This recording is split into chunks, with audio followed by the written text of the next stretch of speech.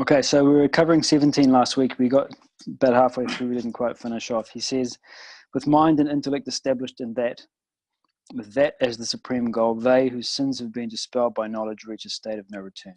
So that we were referring to as being the ultimate goal of human existence.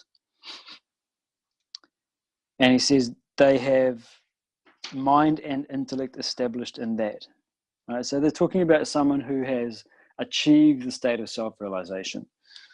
He says, whose sins have been dispelled by knowledge reach a state of no return. So we were covering again this last week. Sins refers to vasanas, desires, mental agitations. So knowledge removes mental agitations. So the idea of using different techniques to calm the mind, okay, that's useful. Whatever agitations have arisen in the mind, we can use various techniques to make ourselves more calm, that's fine. But that's removing the symptom temporarily. We have to remove the cause of the mental agitations themselves. And so that, of course, means that we need to understand what the cause of mental agitation is. And one of the points we were discussing last week is that the cause of mental agitations is our own ignorance. We are mentally agitated because we relate wrongly to the world. The reason we relate wrongly to the world is because we have wrong understanding of the world and wrong understanding of ourselves. It's ignorance. So the moment you clear that ignorance, there's no longer a wrong understanding. There's no longer a wrong relationship. There's no longer mental agitations, no sins.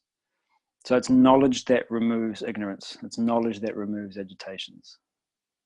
He says they reach a state of no return. So there are two ways to understand this.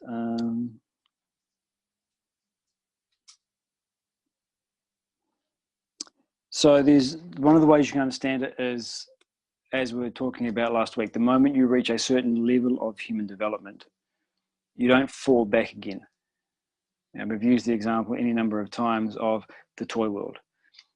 When you're a child, you're tempted by toys. You seek toys, you pursue them. If they're taken away from you, you suffer. When you reach an adult frame of mind, you've gone beyond the toys and there's no risk of falling back. It's not possible for you to be tempted by toys now.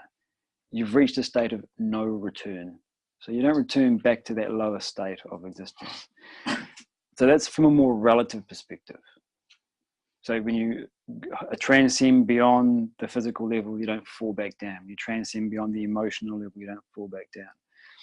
But what he's talking about here from the absolute perspective is the idea that, and this is where we invoke the theory of reincarnation, the idea that we continue to go through life after life after life because of the presence of desires in the personality. And so once the desires have been removed, there's no further incarnation, as it were.